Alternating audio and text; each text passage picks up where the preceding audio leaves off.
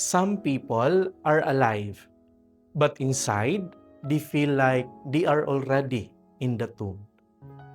In today's gospel, Jesus stands before the tomb of Lazarus. Everyone has already given up. They believe it is too late. Death has already won. But Jesus says something powerful. I am the resurrection and the life. Then he calls out, Lazarus, come out. My dear brothers and sisters, this gospel is not only about Lazarus, it is about us. Because there are parts of our life that feel dead. Our hope, our relationships, our faith.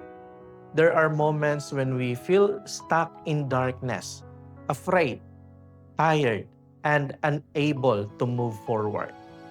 But Jesus is standing right there, not far from you, but very close. And today, He is calling your name. Come out. Come out from sin. Come out from fear. Come out from the belief that you cannot change anymore.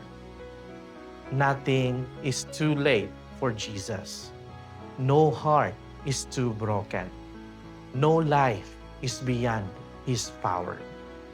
If you believe, He will bring you back to life. Amen.